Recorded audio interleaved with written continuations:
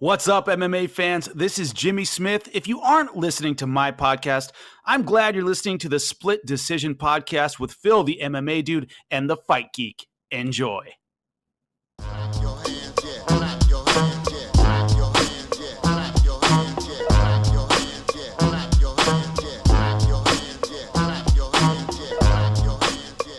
Hey guys, it's Phil, the MMA dude, back with the Split Decision podcast, episode number 24, here with my brilliant co-host, the Fight Geek. Fight Geek, how you doing today?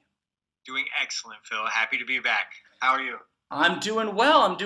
I feel like I need my drug fix or something. We've only had 2 episodes in 4 weeks. It's horrible. I'm shaking. We can't have this anymore. Well, we need more fights, so it's fight week. We need more fights, exactly. And it is fight week. And we're going to jump into UFC Stockholm, folks. But to give a lot on tap today, we're going to do a very quick UFC Rochester recap, high level. I know that happened a little while ago, but we do have to cover at least RDA Kevin Lee. After that, we're going to jump into a UFC Stockholm preview. And after that, my favorite section, listener questions. And more. We've got some more interesting, exciting things in the world of mixed martial arts to discuss. So let me start the podcast off with this question for you, Fight Geek. Alexander Gustafsson. Now, to me, this Gustafsson versus Lionheart fight is about both of them, but it's really about Alexander Gustafsson. I feel like we're going to learn so much about him at this fight. Here's the question I have for you. If Alexander wins, let's say that he wins, as he's very heavily favored to win. He's a minus 300 favorite, by the way, over Smith. If Alexander Gustafsson wins, what's next for him? Because he's down 0-2 to the champ. Yeah, it's a tough situation for sure. I think no matter who wins this fight, what's next is kind of murky because I don't think either of these would be deserving of another title shot right away. So for a guy like Gus right now, I think a big win sets him up with someone like a Corey Anderson. And then that fight potentially can be a number one contender type fight, in my opinion. So if Gus were to pull this off, I'm not sure if Corey Anderson's scheduled right now. I do not think that he is. I know there's been some conversation about that fight in the past as well. So I think that's probably where all roads lead next, because I think Corey Anderson, even though his ranking isn't super high, is probably getting closer to a title shot than many believe, especially considering Santos is fighting Jones next. So that's what I think. How about you? Yeah, it's tough because, I feel like the amount of people that want to see Corey Anderson fight for the belt, I think it's about 10 people deep. I think it's Corey Anderson. I think it's his immediate family. I think it's Ali Abdelaziz, and that's it. And there's not a single soul besides him. Hey, if Ali wants it, it may become a reality. Good point. Okay, good point. Yeah, I don't know what's next for Gus if he wins this. I guess my thought is that he's going to fight the winner of Jan versus Rockhold, a.k.a. probably Rockhold. But it's a very unclear path for Gus, more so even than Anthony Smith. I think that Smith has, if he beats Gus, it's Rockhold, and then if he wins that, it's back to Jones for a rematch easy. No? I think that would make sense, especially if he were to get through Rockhold in that situation. I think that would be a big win for him, especially coming off of Gustafsson Rockhold back-to-back. That he could sell for another chance at the title, especially because he wasn't finished versus Jones. He made the 25 minutes. Yep. There was a potential foul there where he technically could have taken the belt. So even though it was not a great performance, I know it eats at him. I was listening to him on Ariel Helwani's show today. Mm-hmm. Really disappointed in his first performance, so I know he's driven to get back there for sure. So those 2 wins, I think, would be sellable for another title shot. Yep. Absolutely, completely agree. All right, so are we ready to move on to a very quick UFC Rochester recap? Sure. Okay, all right, so RDA versus Kevin Lee. We both got it wrong. Both chose Kevin Lee. RDA wins via stoppage in the 4th. What did you take away from that, and what do you think is next for both RDA and Kevin Lee going forward? Well, the first thing I took away is that RDA is just a true master, well-rounded mixed martial artist. And if you're going to come beat that guy, you better come correct, and you better bring your lunch pail, and you better know what you're doing start to finish, because that guy does not give you much. And if you get tired, he's going to take you out. So much respect. I mean, RDA has been, he's been a former champion. Dana White sings his praises. I think he's pretty universally respected as one of the most well-rounded mixed martial artists. So great performance by him. Turning back Father Time, looking great against the younger guy. Lee, I firmly believe Lee needs to change up his coaching situation. If I were Lee, I would look to someone like Jackson Wink. Physically, Lee has a lot of the similar traits as a young like George St-Pierre physically. So if he were to be able to implement a game plan a la young George St-Pierre, I think Kevin Lee still has elite potential. But from what I'm seeing from him, he keeps coming in way overconfident and somewhat unprepared in his game plans. And I think that's been the consistent theme so far of his losses. It's not that he's, technically horrible, or that he's outclassed. It's that he doesn't have a great game plan and he eventually runs out of gas. Those are things that usually can be fixed with high level elite coaching. Now I'm not overly familiar with his coaching situation, but I think he could do probably better considering the level of talent he possesses. That's my opinion on Lee. Yep. So let me ask you this. Kevin Lee, should he stay at 170 or go back to 55? He should absolutely stay at 170, in my opinion. That's not an easy fight. I mean, again, credit to Lee. The guy's debuting in a new weight class versus RDA. I mean, it's a tough fight. So a loss there isn't a horrible look. There's still plenty of guys you could match him up with, Plenty of guys in that division, Yeah, absolutely. I thought that Chael Sonnen said it really well on his last podcast, or maybe it was 2 podcasts ago. He was responding to the Lee RDA fight, and he said, I don't know a fighter who's better at finding a way to win 3-round fights than Kevin Lee. But the guy is too big of a name, and he keeps getting these 5-round fights, and he can't win 5-round fights. He doesn't have the cardio.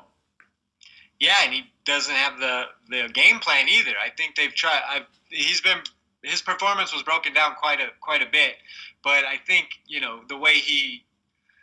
the energy exerted in the way he shoots for takedowns and how he doesn't transition off of them, and he kind of just more or less blows his load trying to force these guys down with muscle.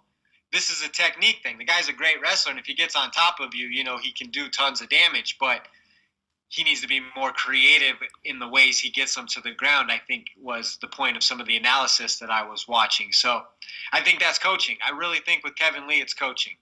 Yep. Okay, so I'm looking at the welterweight rankings right now. Who do you put Kevin Lee against? You said you want him to stay a welterweight. Who do you want to put him against next? I mean, I could toss tons of names out there. I mean, I'd watch him fight Mike Perry. I'd watch him fight Carlos Condit. I think Carlos Condit, if he wanted another fight, is a name for Kevin Lee, potentially to get a win versus a big name opponent. Does Vicente Luque have a fight? He does not. What do you think of that matchup? I could watch Vicente Luque versus Kevin Lee. I'd watch that for sure. That's what I was thinking. But yeah. So okay, RDA. What about RDA? Where does he go from here? That's a tough one. He's not going to get a title shot anytime soon. Maybe he waits for the winner of Masvidal Askren. Okay. My honest guess here, and I don't want to get too far into the bushes, but as you know, I'm sure, Usman versus Covington has not been signed, and it's starting to get a little sketchy. I'm starting to raise my eyebrow a little bit. Want my guess? I think that the winner of if Colby versus Usman is not signed and done by the time that UFC 239 rolls around, Covington can kiss that title shot goodbye. I don't care what Dana said. So who do they go with, though? They go with the winner of Askren Masvidal. 100%. That's a very interesting take. I really hadn't thought of that. I mean, am I crazy? Tell me I'm crazy. I just think it's very odd how they, No, you make a great point, but I think it's a foregone conclusion that Colby-Usman fight is happening. But like you said, it's not signed. But I think in the back of everyone's mind, it's kind of a foregone conclusion. But it's not. Yep. So. Exactly. And by the way, on that note, where I was going with that a little bit was if they, in fact, do screw over Colby, which would not surprise me, and they give the Masvidal-Askren winner the title shot over Colby, then I would like to see Colby versus RDA 2. You and the rematches. There's so many fresh fights, though. But, I mean, that's not a horrible fight. It was a close fight. Well, it's about rankings, too, though, right? I mean... Yeah, it is. But, I mean, RDA has fought almost everybody, so... I mean, there's other opportunities also. I mean, who's Ponzinibbio going to fight? Who's Robbie Lawler going to fight? You don't think Robbie Lawler would fight Rafael dos Anjos? I'd like to see Lawler versus Covington, but we could talk about that forever. Yeah, right. Well, we're getting a little off topic. Yeah, exactly. Let's finish up with UFC Rochester. Anything else other than that? Yeah. So super interesting. Felicia Spencer, women's featherweight fight. Felicia Spencer just cut through Megan Anderson like a hot knife through butter. Submission. Yeah. Oh, Megan. I'm so sorry, Megan. You deserve so much respect. How dare I? What's going on with her? What's going on with her is what's always gone on with her. She's a bad fighter. She's garbage. There's no other way to say it. She's not a good fighter. She's not a great grappler. Definitely not a good wrestler. But she was an Invicta champion. The other girl just was really impressive with her grappling. You don't think? Oh, no. Felicia Spencer is a superstar. I mean, she literally won by rear naked choke submission at 324 the first round against, Megan Anderson. Sorry, I just laugh every time I have to give her name any respect. But, yeah, no, I think that, Megan definitely should be possibly cut, especially with the way they're not going to cut her. Relax. Okay, they cut number 15, Elias Theodoro, so I think they can cut a shitty fighter like Megan Anderson. What did you think of Ian Heinish's performance versus Shoeface? I forget who chose Shoeface. Was it you that chose? You didn't choose Shoeface. You chose Heinisch, right? Oh, nope, I chose Heinisch, and you chose Shoeface. Well, what's next for that guy? Oh man. Geez. Now that's a really good question. Jeez, man. I don't know. Throw him. I mean, he's kind of ready for like a Chris Weidman. Ooh, that'd be an interesting fight. I think, right? Yeah, I'd watch that for sure. All right, we'll go ahead and stand on that one. Any thoughts on Charles Oliveira's performance versus Nik Lentz, I believe? Not really. I mean, I think we both said, why is Oliveira getting a fighter like Nik Lentz? Why is he being disrespected? And wasn't it his third fight against Nik Lentz? Oh, that I don't know. Third? Yeah, I believe it's his third fight against Nik Lentz, and I believe he won all three. I gotta confirm that. I see 2. Oh! There were 3, but the first was a no contest. Oh, I see. Good call. Well, my thing is Charles Oliveira is so damn good. Why is he fighting Nik Lentz 3 times still? Can we get this guy a good opponent? I mean, he's fought Pettis. It seems like it was 5 years ago. Can we get him someone to fight in that division? How about Charles Oliveira? Who do you want to see him fight at 155? There's got to be a good matchup for him. I mean, it's 155. There's a million good matchups, but you were about to name one. You were about to name one. Don't let me talk over you. I said James Vick. James Vick. Oh, I I would love his chances over Vick. What about Paul Felder? I think he's fought Paul Felder before, hasn't he? Yeah, it's very possible. Oh, he lost to Paul Felder. You are right. Yep. So that's an interesting rematch, but I think Paul Felder is going to be, fighting up. I just want who's like 9 to 13 range. 9 to since you have the rankings up. Yeah, 9 to 13 range. Okay, hang on. Kevin Lee, Paul Felder, Charles Oliveira, 9, 10, 11. That's funny. Gregor Gillespie, Alexander Hernandez, Islam Makhachev, James Vick.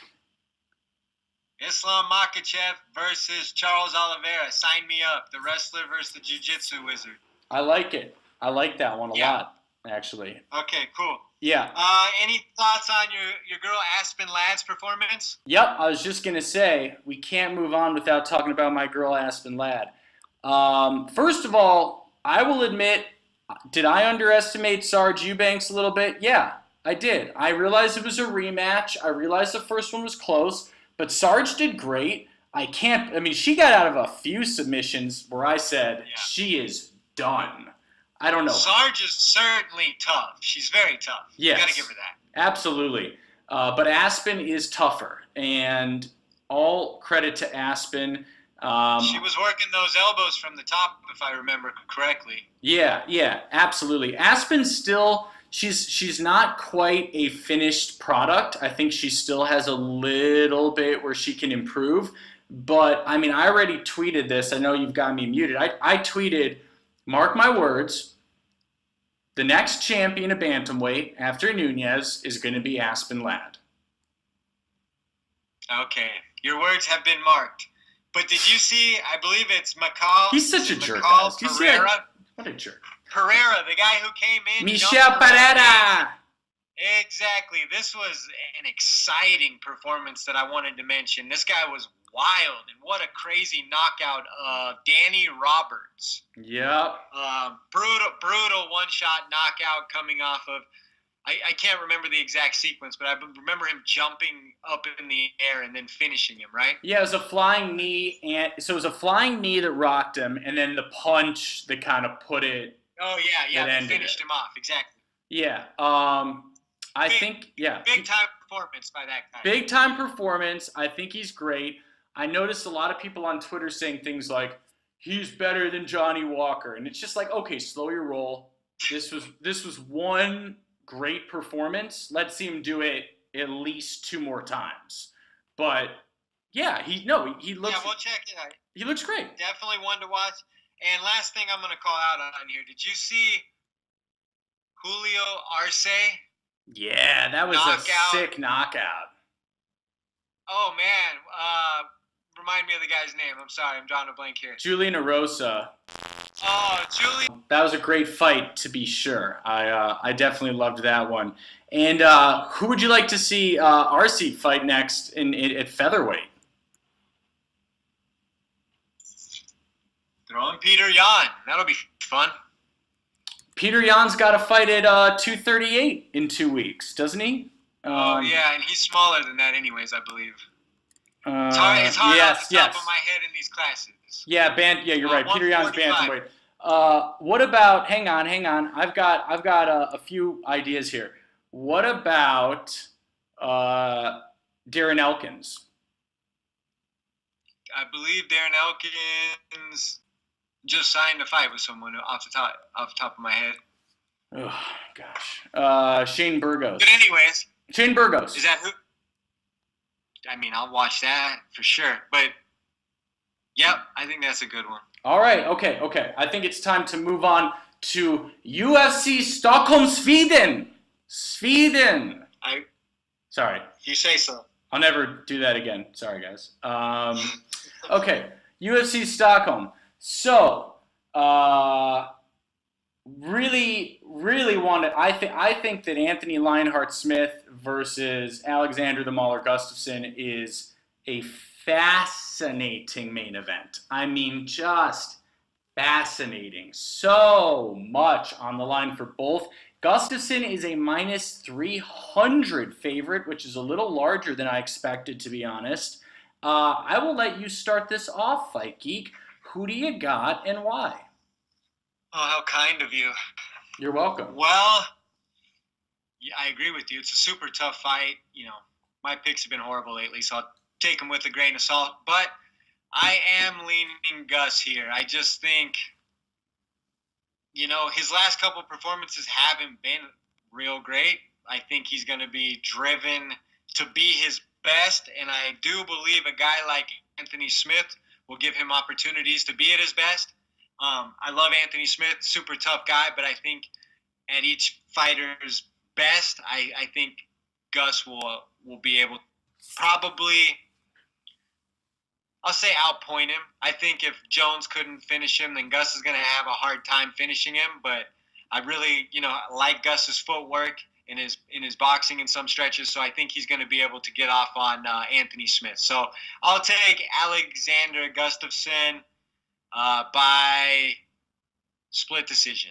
Ooh, okay, all right. So, but it's Tuesday, and I love Anthony Smith, and I think he does have a way to win this fight, but I got to lean Gus right now. Yeah, very fair. So, I've been hearing, by the way, from a lot of people, not just you, things like Gustafsson on his best day is better than Smith on his best day. And the truth is, I agree with that completely. But what makes you guys think that the best Gus is going to show up? I mean, what? He fights once every 2.5 years. He fights every time the World Cup's on. It's like, oh, the World Cup's again. Oh, okay, I better fight. Literally. And I just think that Smith is tougher. I think he's got more heart. I think he's going to eat a lot of punishment. And I know that this is very unpopular. And by the way, my picks lately, especially main events, have been terrible. So I should be choosing Gustafsson here. But guess what? I ain't going to do it, okay? I don't give in to pressure. So I am taking Lionheart, and I'm taking Lionheart by unanimous decision. Well, we're off to a great start then. We disagree on the main, but looking forward to it. Like you said, it is certainly interesting with lots of implications for both guys, so great main event. Yeah, it's going to be a great fight. Can we agree? It's going to be a great fight. Volkan Ozdemir versus Ilir Latifi. I'll let you have this one. Okay. What's funny is, you guys may not know this, every time that I write my picks, I write them all in a row, like blah, blah, blah, defeats blah, blah, blah.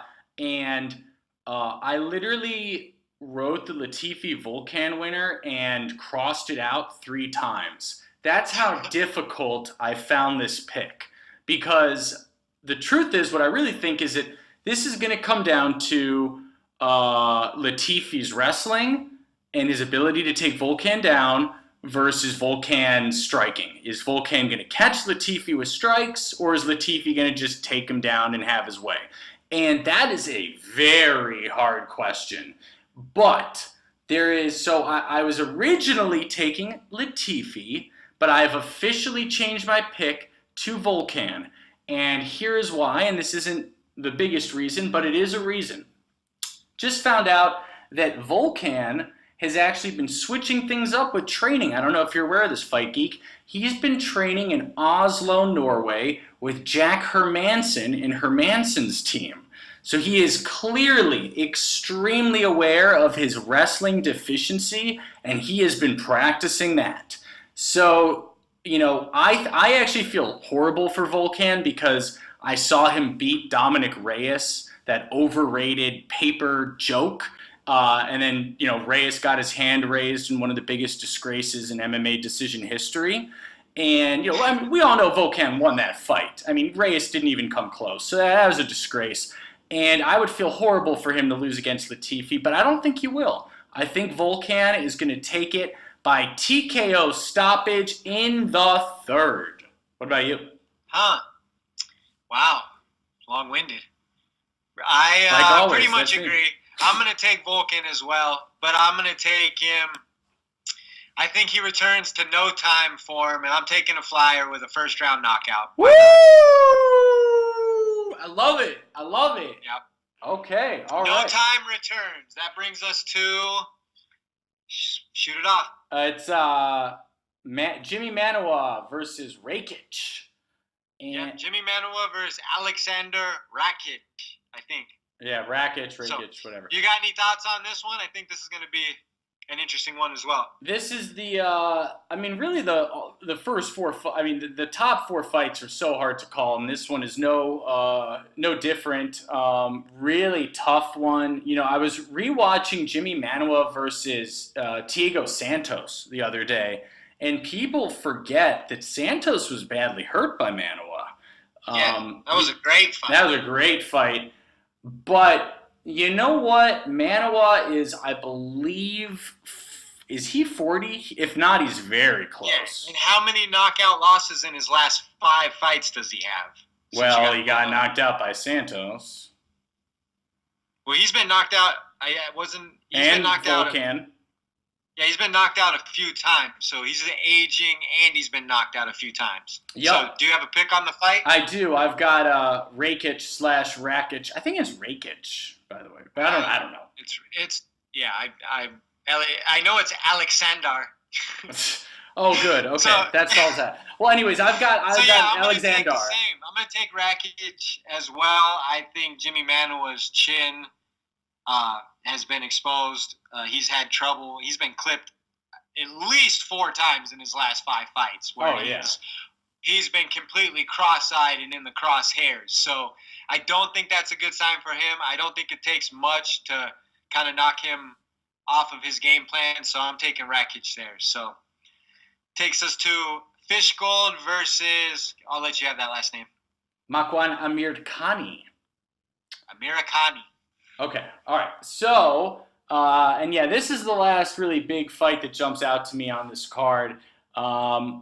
This is, again, the top 4 fights are so hard, guys. If you're betting, do not touch the top 4 fights on this card. I mean, seriously, they're all so tough. But I think that Fishgold is going to find a way through Makwan Amirkhani. As do I. Really? Really? Technical breakdown. I do. I thought I was making all these really, gutsy calls. Well, like you said, UFC matchmaking and the level of competition in the UFC nowadays, there's so many close calls. I know, some people have a beat on it better than others, but a lot of these fights are super close. And even when you pick one, he could be winning 99% of the fight and then get flash knocked out or get caught in a bad situation. So it's like you may see exactly how a guy's gonna beat someone, but he still may lose. So it is what it is in MMA. I truly believe that's the reason we love it so much. Oh yeah. So without a doubt. Yep. Okay. So we agree. How do you got Fishgold winning? I think it'll probably be a decision. So. Okay. I agree. You have anything else you want to shout out? There's Evinger versus Lena Landsberg. I always like Tanya Evinger. She's tough. So I'm taking Tanya Evinger over Lena Landsberg. So am I. But Landsberg's tough. Again, I hate both tough, but razor close. How do you pick this fight? I was just going to say, yet another excruciatingly difficult decision. Like, they've gotten, I think they've gotten better at matchmaking where it's gotten so hard. Is that fair? I think the overall talent pool in the UFC over the last 5 years has gotten so good that 1 through 20 in every division, 1 through 5 is usually the elite guys, and then like 6 through 15 to 20 are usually, pretty damn close. Oh yeah, totally agree.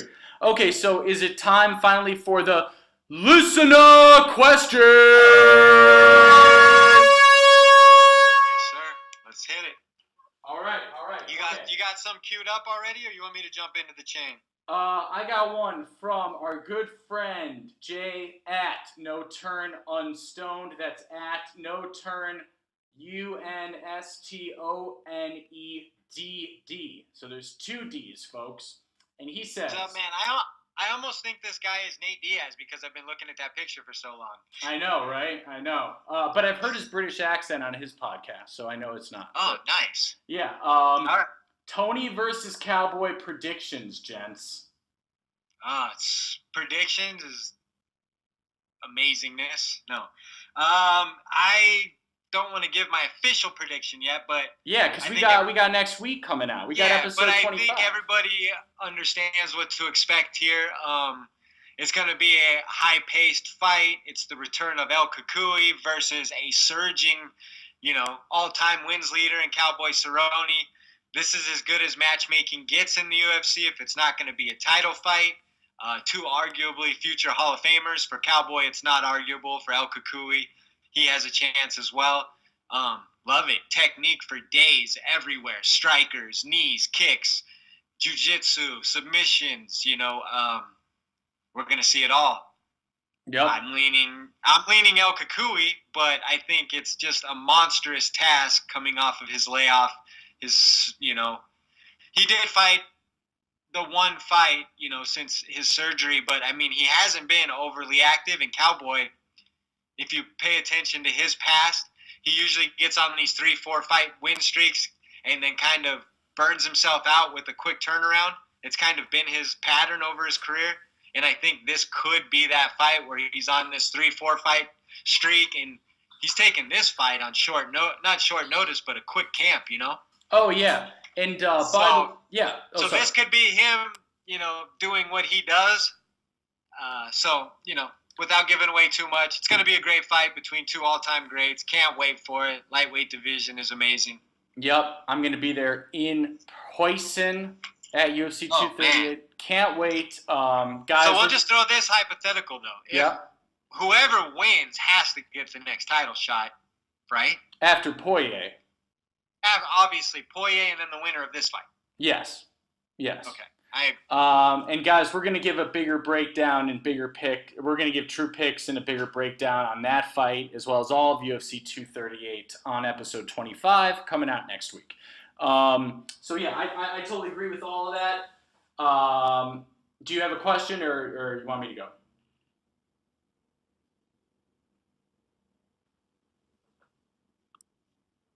There you are. Yeah. All right, cool. Keep it moving. I'll edit that. It's no big deal. Okay. So this is Derrick Lewis's Hot Balls at Pixie Dust 26. Love her. Nice. She's great.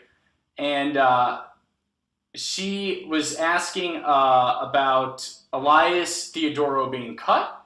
She said, the entertainment versus sports debate following Elias being cut. Is MMA really different from any other sports? To grow, it must be entertaining, but at what cost? ? And so, I think in so many words, she's really asking, do you agree with Elias Theodorou being cut, or what do you think? I think one question answers the other. So, if this was all about sport, Elias would not have been cut. But because it's mostly about entertainment and the bottom line, he was cut. I mean, we all know Elias is a great guy. He's an above-average fighter. His style is he's not knocking guys out. He's not finishing guys. Although he had, I believe it was an 8-3 record in the UFC. Yep, 8-3. Which is very good. I think he was almost known for kind of anti-action decision type fighter. This is the kind of fighter that the UFC has released in the past. I think George St-Pierre should have been cut. No, that's not true. George St-Pierre was a defending champion, turning back the best fighters. Guys like John Finch, who I believe he had a better record than Elias and had challenged for a belt, didn't have a very pleasing style, was let go. Yushin Okami, was at the top of the division at one point, was let go because of his style. So while I don't agree with it, I think it shows you that what the new era of UFC is about, they're trying to be entertaining. And if you have any value, and I do believe Elias does have value, for instance, if he were to go to another organization, I do think he'll get paid well, and I do think he'll be a valuable addition to any of those divisions. Mm-hmm. But the UFC has so many guys that can fill that slot at this point. I was just saying about the competition, the level, the depth of the divisions, that I'm kind of rambling here, but I just don't think that his style was something that they were willing to maybe pay extra for at some point, if you understand what I'm saying. So I don't know what his contract situation was like, but as a guy rising into the top 15, you're coming up for contracts, you're going to be expecting, to be paid more. I don't know if maybe that was the case. Yeah. Do you put any weight on the theory that, I'm not sure if you're aware, but Elias was pushing hard for a lot of CBD usage, and there was a theory that was what cost him his contract. I don't know if that's what cost him, but I'm sure that, if you follow him on social media, he's extremely open with, I believe, his THC and CBD use. So I'm sure that didn't help, but I don't think that's the reason he got let go. I think if Conor McGregor was pushing for CBD and THC, that I don't think they'd release him because. I mean, if Conor McGregor could go and shoot 2 small children in the face in the middle of Times Square and he wouldn't be cut. So that's quite yeah. So yeah, with that being said, it's pretty lame that he got cut based on his performance, especially for those of us that want to believe that this is a sport. But when they traded Demetrius Johnson away, I think that told you all you needed to know about the sport of MMA. Traded, not cut. Big difference. Well, got rid of the arguably the number 1 pound for pound fighter in the world sport because he wasn't a big draw entertainment. Yeah. So here's my honest opinion about it, and I'm expecting a lot of backlash here. I think it's an absolute disgrace that Theodoro was cut. I think it's nothing short of a disgrace. A lot of people are going to say, well, what's more of a disgrace, to cut him or to cut Yair Rodriguez when they cut him? He wasn't cut. What are you talking about? They just said he was and he wasn't. They just said he was? Well, when was he cut? He fought Korean Zombie and won. No, he was cut prior to that for a short period. Yeah, because Dana, was having bad gas. Because he wouldn't take a fight that they were trying to force him to take, so they cut him. Right. Okay, well, if they take back but Elias... My point is, you're saying it's a disgrace. I'm saying, is this more disgraceful than cutting Yair Rodriguez when they did? I guess just the question is this a sport or is this WWE? And right now it's saying this is WWE. This is blood and guts and knocking people out, and if you don't knock them out, then you're fucking cut. And it doesn't matter if you're winning. So that's really, really a bad look, in my opinion. Well, unless you can develop some kind of following that pays for you, Yeah, so anyways, I think that, look, he was ranked number 15 at middleweight when he was cut. He was ranked 13 before his loss to Brunson. And I think that cutting him... What did you think of that fight versus Brunson? I thought he looked horrible. Should he be cut because of a bad fight against, the number 8 ranked middleweight? How do you think Brunson looked in that fight? I mean, Brunson looked Brunson. I don't know. I have nothing good to say about Brunson ever. I don't know. He looked okay. Brunson is the king of looking okay. I didn't think that fight was okay in any way, personally. But, all right, let's move on.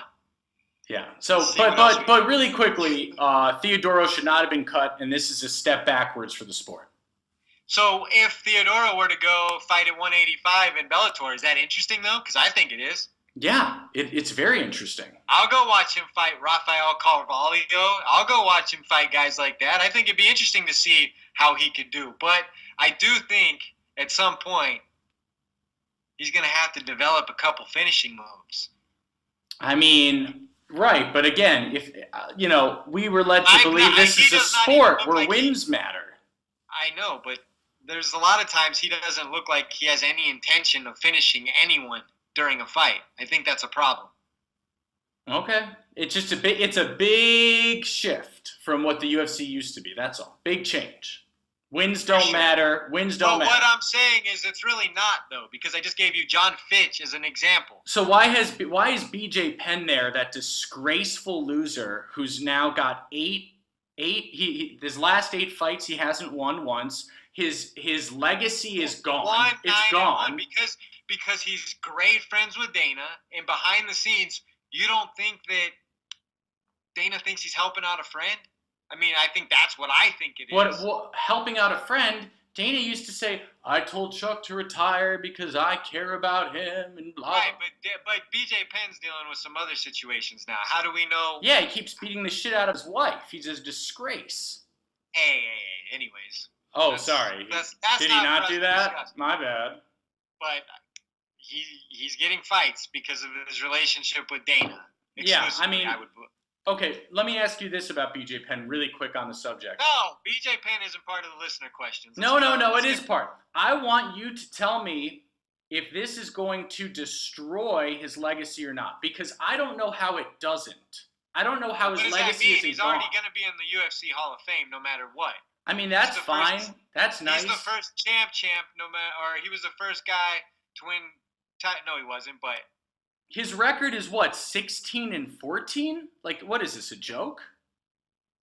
Well, I just think that I was thinking about this the other day too, and I hate to say this. So, the term legacy doesn't always have a positive connotation to it.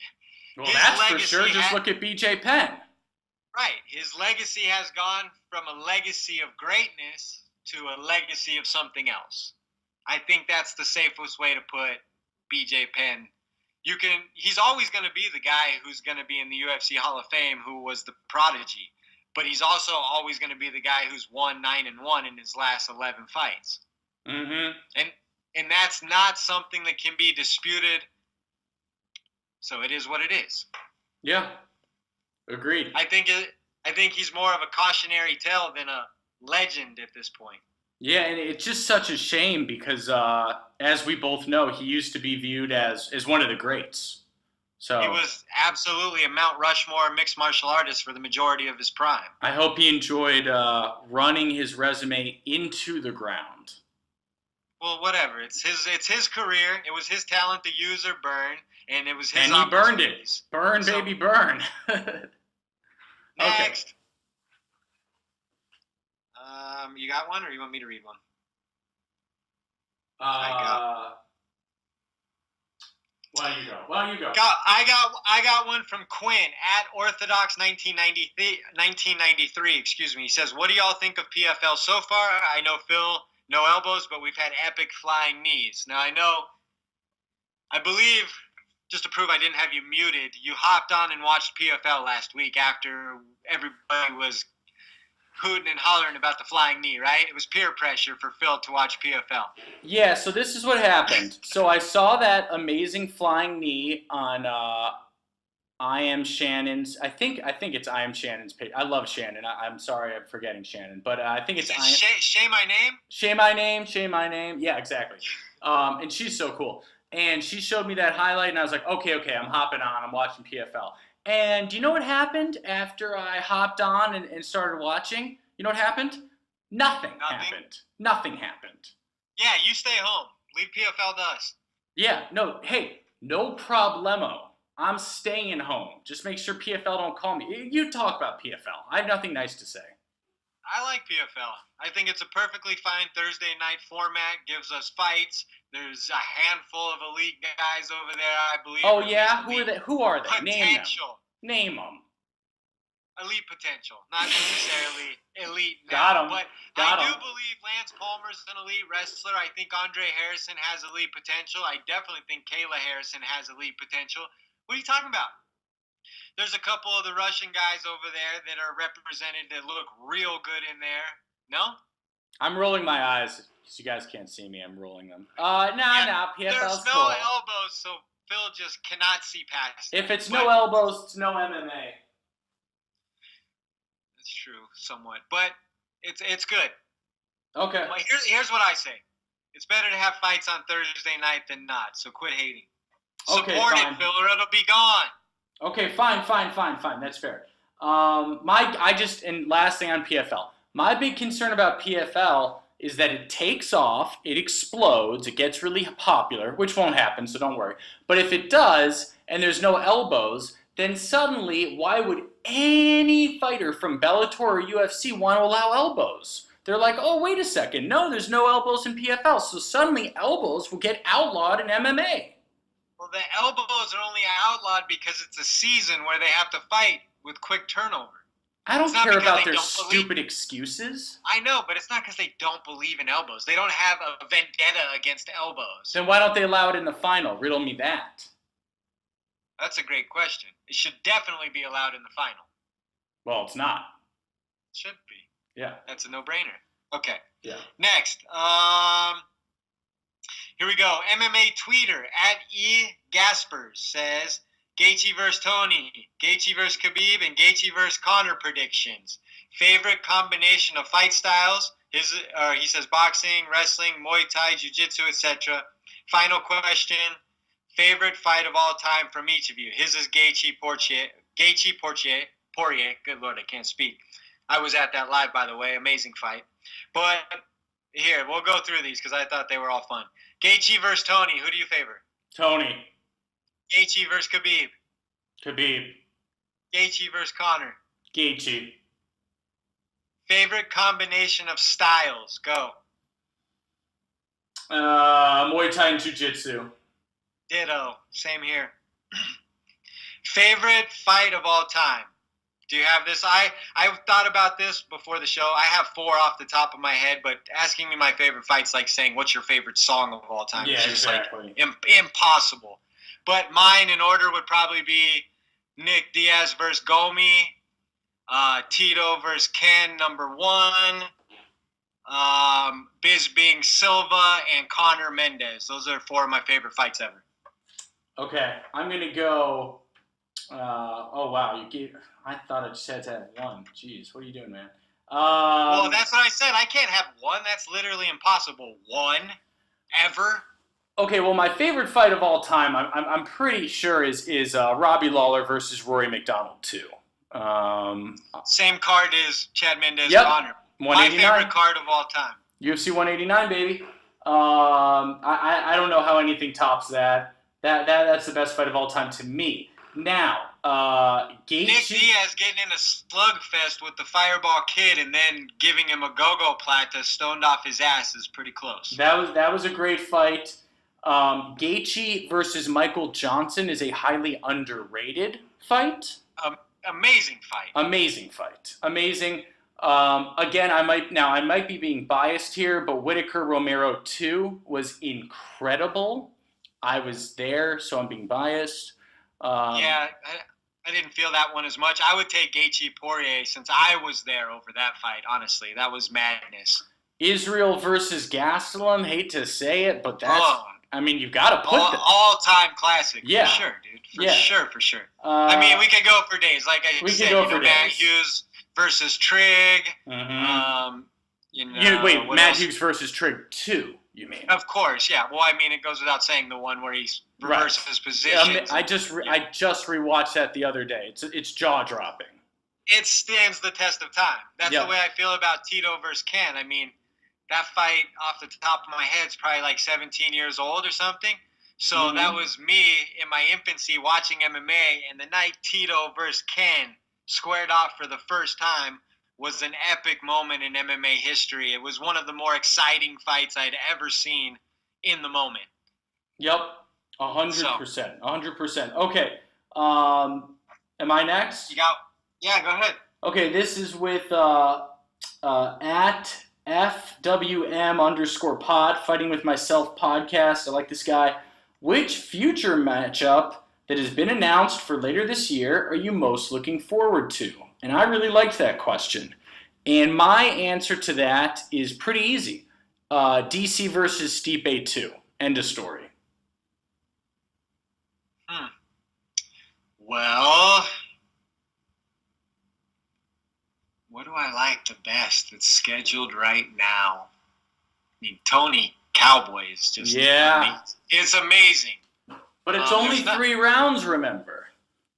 You know, honestly, and this is my choice, if Nate Diaz gets in the ring with Pettis, if he gets in the octagon with Pettis, that truly will be the most exciting for me. Yeah, especially now that it's a welterweight. Yeah.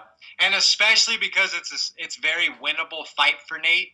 Yeah. It's the kind of fight where Pettis can get tired and Nate could look great and really catapult himself. So the stakes in that fight are huge. And if Pettis somehow beats Nate, his name will be back in the stratosphere as a star, especially with the casuals because of Nate's power.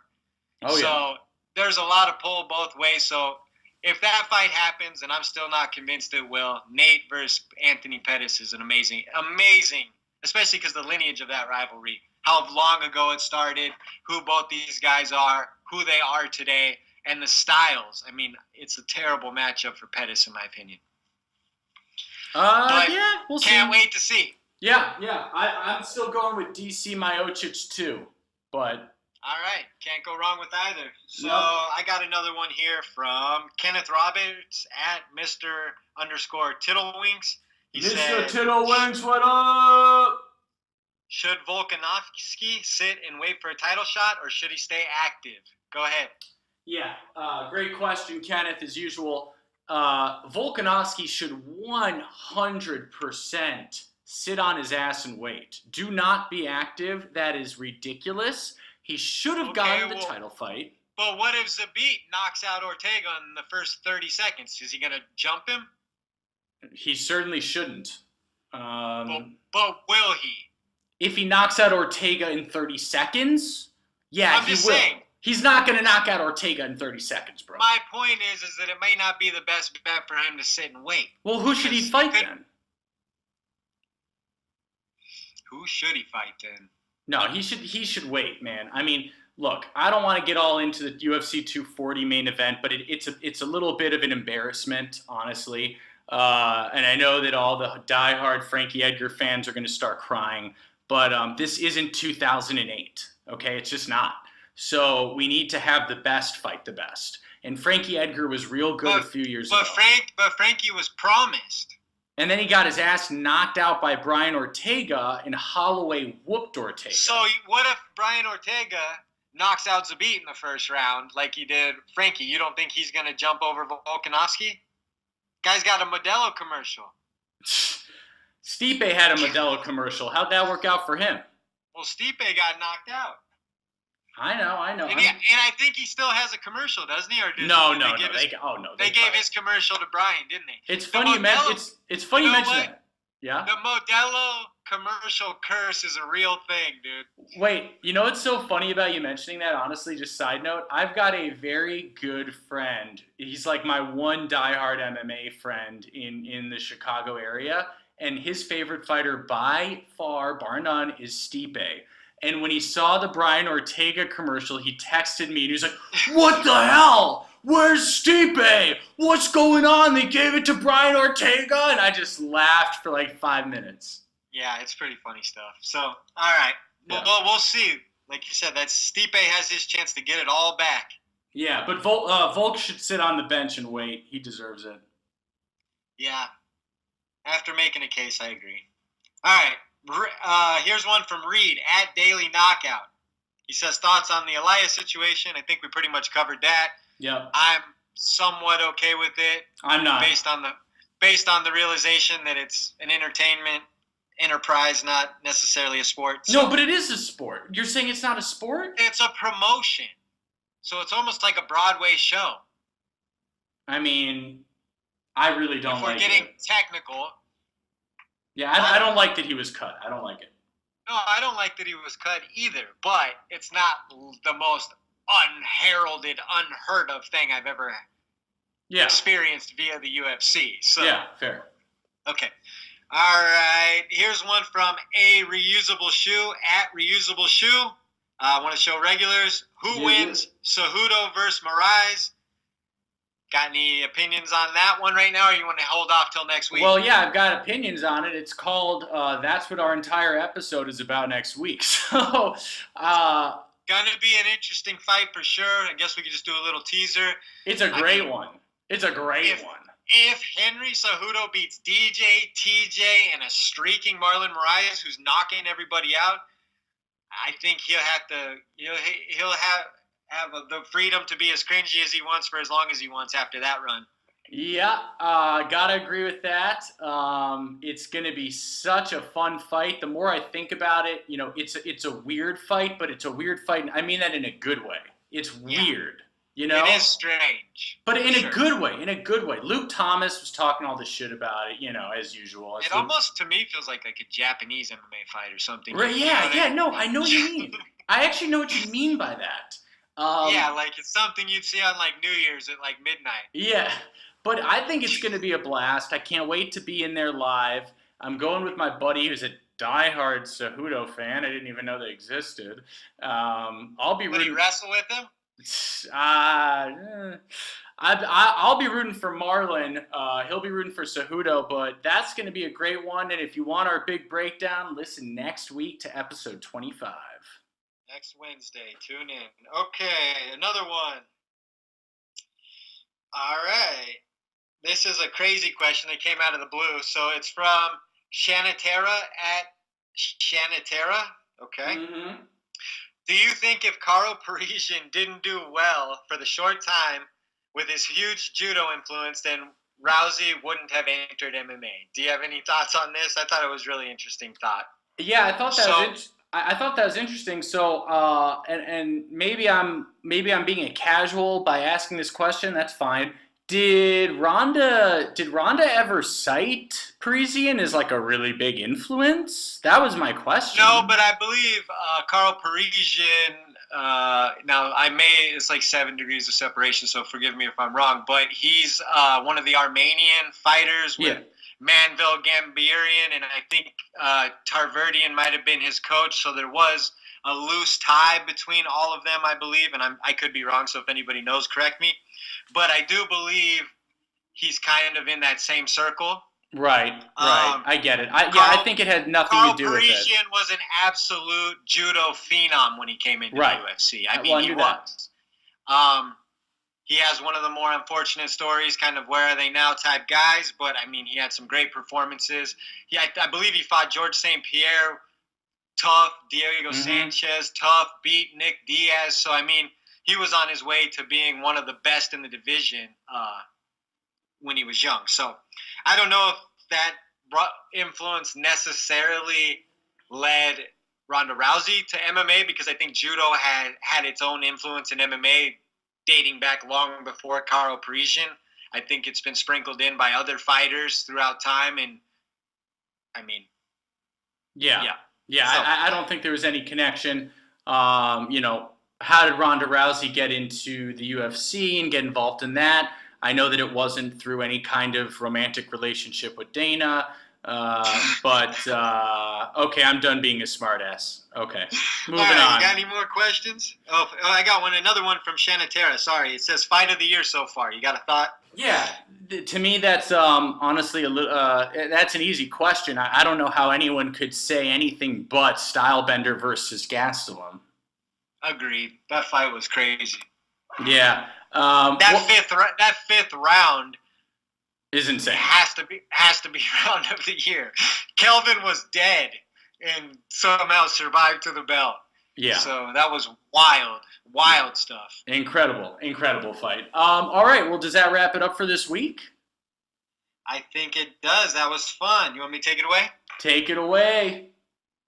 All right, guys, as usual, you can find us on iTunes, Spotify, SoundCloud, YouTube, Google Play, Stitcher, and more. We are at @split_podcast. I'm at The Fight Geek MMA. He's at Phil the MMA Dude. Thanks for tuning in. We'll see you next week. Peace. Peace.